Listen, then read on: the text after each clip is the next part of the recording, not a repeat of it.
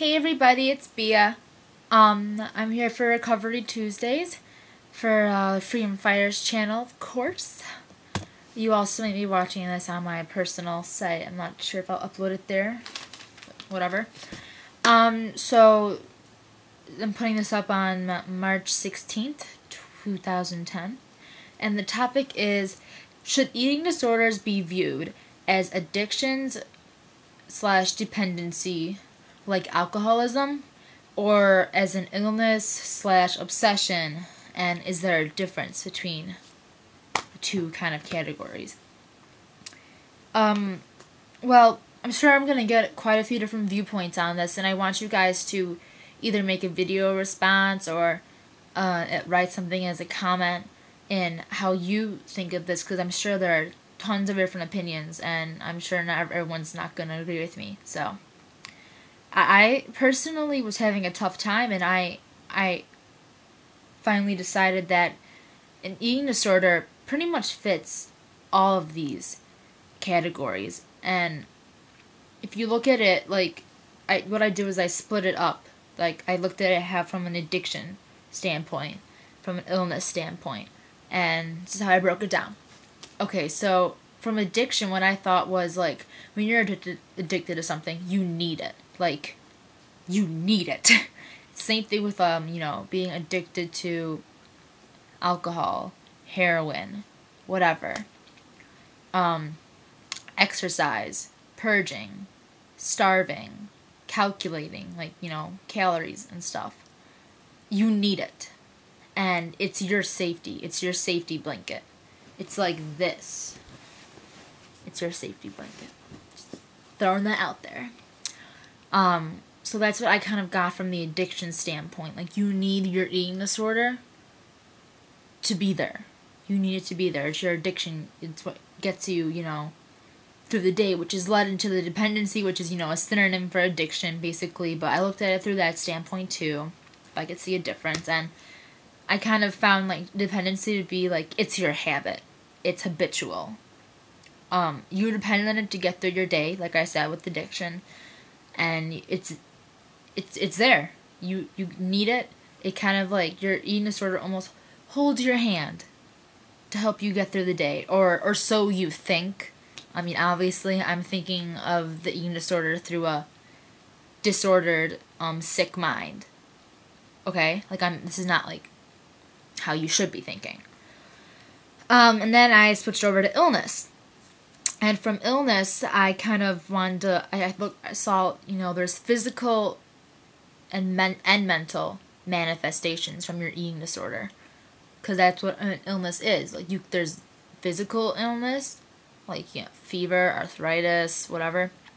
And then there's mental illness. And for eating disorders, that kind of goes without saying. But then again, so does alcoholism. There are physical manifestations from alcoholism as well as mental. That's widely well known. I mean, same thing with drug addiction, whatever kind of it. There's almost always a bad side, basically. And then obsession. First thing that came to my mind was thinspo and thinspiration. I immediately thought of, going back on that. And the media, obsession with eating disorders, weight, food, calories, and the media. That is definitely an obsession. People who are suffering from eating disorders, like, currently, like, actually engaging in eating disordered activity, usually, keep diaries or collect thinspo photos. There's the obsession in exercising, in the calories and what you're eating and consuming, whatever. Then I kind of, I was like, well, this is not enough to, like, make a video out of, so what am I going to talk about next? And I thought, well, some people do call it a lifestyle. They argue that an eating disorder is a lifestyle, and in my experience, people who think this way are almost always, I'd say like 95 to 99% of the people who say it's a lifestyle are people who are currently pro-anorexia, pro-bulimia, whatever. and they see nothing wrong with it, you know, they're not in recovery. Anyone who's in recovery does not see it as a lifestyle, for the most part. Now this is where it differs. I can't really think of a scenario where you would call alcoholism a lifestyle, you know? I can't really see you saying, oh, it's a lifestyle. I don't know. I tried to get some personal examples in this, and for me, I kind of like, I've been, and in ways still am, addicted to anorexia. I depend on my meal plan. You know, if logically I know it's not the end of the world if my meal plan doesn't work out at the end of the day. I do not remember the last time I did not work out because I am so strict and I depend on it. I'm addicted to it being perfect. Having that same amount of calories every single day, that exercise every single day, you know. That's my addiction. And I get pretty cranky when people try to mess with my addiction.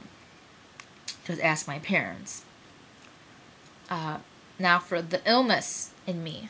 Physically, I still, now that I am on a good eating path, my weight has been stable for years, basically, I still have physical problems because of my eating disorder. I have osteopenia. My bones are really weak for someone my age. I don't know if some of you guys remember, but just a few weeks ago, I was having trouble walking. For well over a week and a half, I was having trouble walking. And because of my joints. And I have a lack of muscle. I lost a lot of muscle. I used to be quite athletic. I don't like being athletic anymore, so that's my choice. But when I was suffering from my anorexia, I still was athletic. And I lost a lot of that muscle, which is also the problem with my joints. That kind of goes in with the osteopenia thing. Also, when I was very sick, my hair was falling out in clumps. That is a sign of illness. My nails were, like my fingernails were very weak. They would crack a lot, break, peel, you know. And then the mental illness side of this is, you know, quite obvious. The obsession, the addiction, the dependency. That's why I think it kind of all merges together. I don't really think there's a difference in this case, an eating disorder case. As far as obsession goes, I remember going on Google and looking at, like, Thinspo for a pretty long amount of time. Just kind of, like, wasting my time, sort of, making these documents in Microsoft Word of, like, photos and photos and photos of, you know, Nicole Richie, you know, all that stupid stuff. I was on pro-Anna sites, pro-Mia sites. I was on all of that. That's part of the obsession, which is part of the illness, which is part of the dependency, which is the addiction. So, basically, I think that an eating disorder, it can be viewed from multiple views, and can be viewed as an addiction, dependency, illness, and obsession. All four things, which are all kind of, yeah, like in many cases, I'm going to say that those are synonyms for each other, in many cases. Sure, there's a couple you can think of that they're not, but still. So yeah, that's my Freedom Fighters video for this week. I really hope you guys enjoyed it, and I hope that it kind of stirred some things up in your mind. That's what I'm always aiming for.